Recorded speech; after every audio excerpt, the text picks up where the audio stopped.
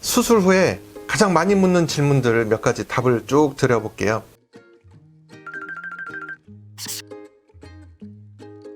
수술에 어떻게 자야 되나요? 제일 많이 물어보시는 질문 중에 하나예요. 예전에는 베개를 3개, 4개를 대고 반 앉는 자세로 주무셔라 그랬는데 요즘엔 굳이 그러실 필요가 없고 최대한 숙면을 취할 수 있는 편한 자세로 주무십시오 라고 말씀드려요. 다만 이식 부위가 눌리는 자세는 안 됩니다. 측면에 심어 놓고 옆으로 주무시는 거는 안 되고요. 그건 주의하셔야 되고요. 좀 푹신푹신한 베개에 수건 한 2-3장 정도 깔고 이렇게 주무시면 되겠습니다. 간혹 이 채취 부위가 절개이식이 됐건 비절개이식이 됐건 닿거나 눌려가지고 통증이 조금 심하다라고 하면 목베개를 베서 채취 부위가 허공에 뜨도록 베개를 미리 준비하시는 것도 도움이 되리라고 생각합니다.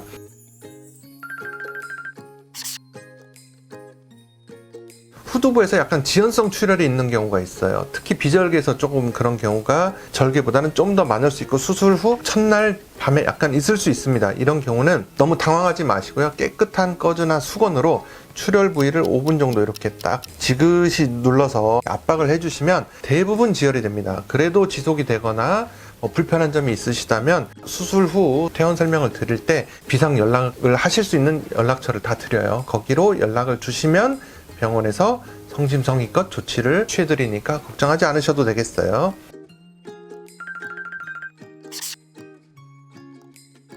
수술하고 나서 저희가 드리는 약에 기본적인 진통제가 들어있어요. 근데 그거를 드시고도 아픈 분들이 있거든요. 그렇다고 하면 추가로 조금 더 타이레놀 같은 진통제를 드셔도 되고요. 혹시 복용 후에도 통증이 너무 심하다, 일단은 병원으로 문의를 주시면 적절한 조치를 취해드리겠습니다. 저희가 처방해드리는 약에는요, 기본적으로 염증 생기지 말라고 항생제, 진통제, 소염제가 들어있어요. 빈속에 약을 드신다거나 원래 좀 위가 약한 분들은 속이 쓰리다든지 메스껍다든지 이런 경우가 있을 수 있습니다. 그러니까 조금 입맛이 없더라도 조금 가볍게 좀 부드러운 식사하고 약을 조금 챙겨 드시고요. 많이 불편하시다거나 또 아주 드물게 약에 이제 알러지나 두드러기가 있다 그러면은 일단은 약을 중단하고 병원으로 연락을 주시면은 좋겠습니다.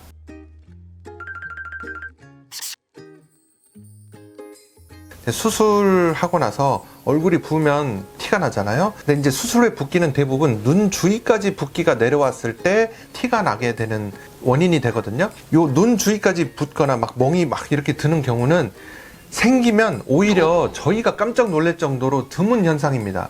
진짜 100명에 1명도 잘 생기지 않는 그런 현상이에요. 저희 병원에서는. 근데 만약에 그렇게까지 붓는 경우가 있다 하더라도 며칠 내로 그 붓기는 다 없어집니다. 그래서 크게 걱정하지 않으셔도 되겠고요.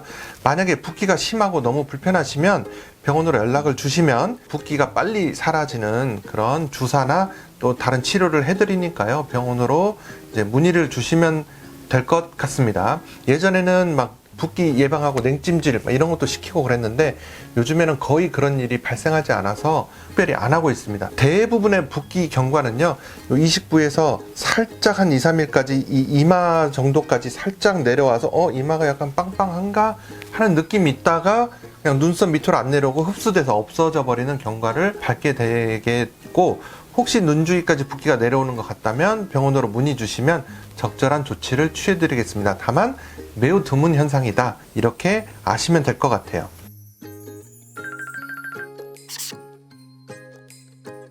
이 이식 부위 피부의 붉은기하고 딱질은 언제까지 있고 언제 어떻게 제거하는 것이 좋은가, 일단 붉은기부터 말씀드리면요, 붉은기는 절개식 실밥 뽑을 때가 한 열흘째 정도 되는데 그때도 이미 붉은기가 없는 분들이 대다수이거든요. 생기더라도 한두 달 이내에 대부분 사라지는데 오래가는 분들은 몇 개월간 가기도 합니다. 결국에는 없어져요. 피부의 체질이나 특성에 따라서 그런 부분이 있는 것 같고요. 딱질은 첫날은 이 핏기에 의해서 약간 붉은색이 있다가 그 다음날부터 색깔색 같은 느낌으로 이제 딱지로 변하게 됩니다. 그래서 딱지는 수술 후 열흘 이전에는 절대로 셀프로 제거해서는 안 됩니다. 그리고 열흘째부터는 딱지를 서서히 제거하실 수가 있는데 충분히 물로 불려서 제거를 하시거나 후시딘 연고 같은 걸 충분히 발라가지고 이렇게 쓱 문질러 주시면은 때밀듯이 그냥 깨끗하게 밀려서 없어지니까 그렇게 깨끗하게 제거를 해주시면 되겠습니다.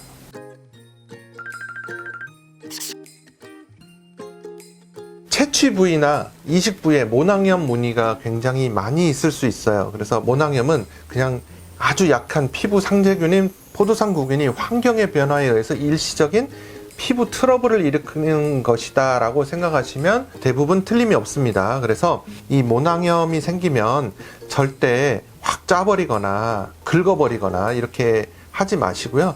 빨간 약, 포비돈하고 후시딘 같은 것만 살짝 발라줘도 대부분 쉽게 없어집니다. 이 포도상구균이 워낙 약한 힘없는 균이거든요. 근데 더 지속되는 경우는 약한 항생제를 하루 이틀만 먹어도 대부분 좋아집니다.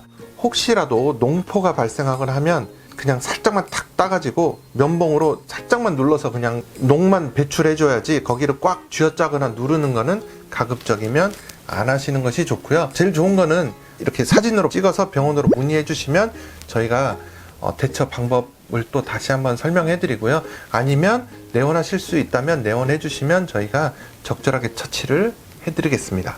저희 병원은 저희가 수술한 부분에 대해서는 확실한 책임을 집니다. 그래서 가장 책임감 있게 빠르고 정확한 전문적인 답변을 드리니까요. 제일 중요한 거는 궁금하거나 불편하거나 문의사항이 있을 때는 병원으로 연락을 주시는 거다. 이거를 잊지 마시고 문의 편하게 주시면 감사하겠습니다. 풍성한 모발을 득모하실 수 있도록 최선을 다하겠습니다. 감사합니다.